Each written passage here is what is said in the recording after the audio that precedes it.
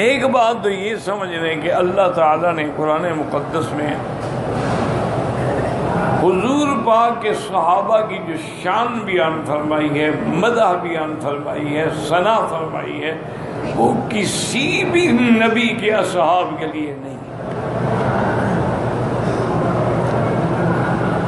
حتیٰ کہ اللہ نے ان کو ایمان کا ماڈل بنایا ہے۔ اذا قیل لهم آمنوا کما آمن الناس، ایسے ایمان لاؤ جیسے صحابہ ایمان لائے۔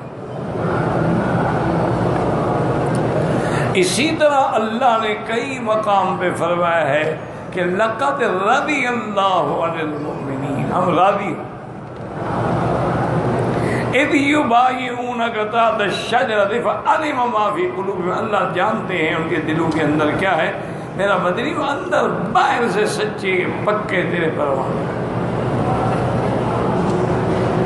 اسی طرح اللہ نے قرآن میں فرمایا ہے کہ والسابقون السابقون اولئک المقربون فی جنات النعیم۔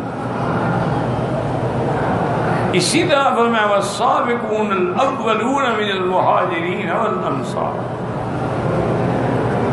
اسی طرح فرمایا والذین آمنوا من بعد وہاجروا۔ تو صحابہ کے ایمان میں شک کرنے والے کے اپنے ایمان میں شک،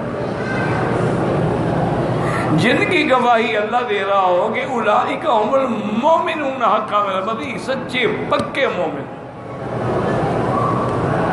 اور جن کی گواہی اللہ دے رہا ہو کہ فعلم ما فی قلوبہم، ہم نے جانا ہے جو ان کے دل میں ہے،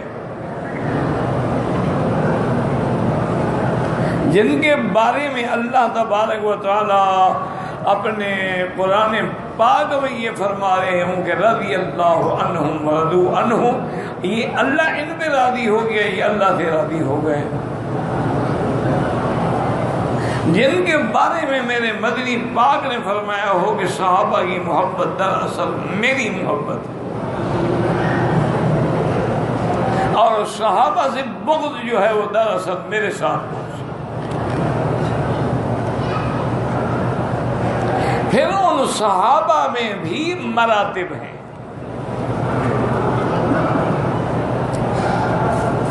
تو جنہوں نے سب سے پہلے سبقت کی، ایمان لائے حضور پہ جانے سے، ان کا مرتبہ بلند ہے۔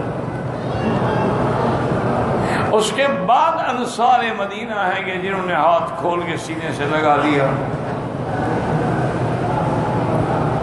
اور ان کے بعد جو ہے وہ آخری درجہ یہ ہے کہ آدمی ان کی اتباع کرے، ان کی پیروی کرے، ان کے نقش قدم پہ چلے۔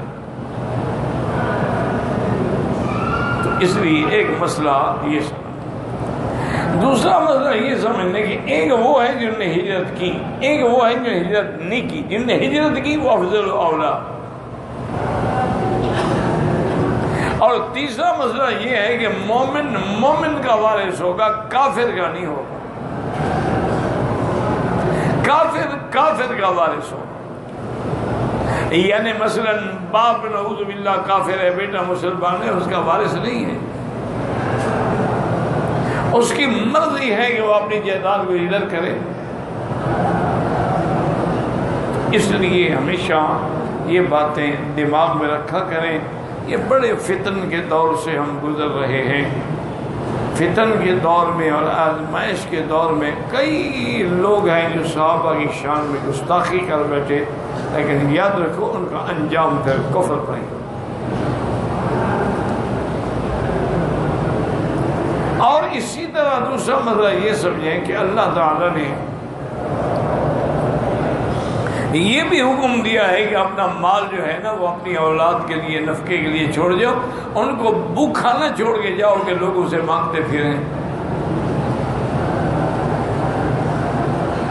اور یہ بھی ثابت ہو گیا کہ اللہ تبارک و تعالی نے ان کے حصے مقرر کر دیے ہیں، اب حصوں کے بعد کوئی وراثت کسی کی نہیں چلے گی الا جو قرآن میں ہے، وہ ذوی الفروض ہیں، اس کے بعد عصبات ہیں، اس کے بعد ذوی الارحام۔ اور اسی طرح ایک مومن نے اسے جہاد کیا، ایک مومن نے اسے جہاد نہیں کیا، یہ برابر نہیں ہو سکتا۔ لا يستوي القاعدون من المؤمنین غیر اولئک، ہاں کوئی مجبور تھا، بیمار تھا، جہاد کے قابل ہی نہیں تھا، اس کو تو اللہ سوتے ہوئے بھی ثواب دیتے رہے۔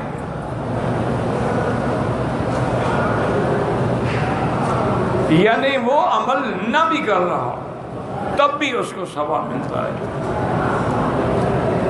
تو اس میں اللہ پاک نے دو جماعتوں کی مدح کی ہے، مہاجرین اور ان کو سینے سے لگانے والے انصار، اور یہ بھی بتا دیا کہ تیسری قسم فقط ایک ہے کہ والذین اتبعوہم، جو ان کی پیروی کریں، نتبعوہم بإحسان رضی اللہ عنہم ورضوا عنہ۔ تو اللہ تعالیٰ سے دعا کریں اللہ ہمیں حضور کی اور صحابہ کی، اہل بیت کی محبت نصیب فرمائے، اور علماء اور اولیاء کی محبت نصیب فرمائے، اور ان کے نقش قدم پہ چلنے کی توفیق عطا فرمائے۔ واللہ اعلم۔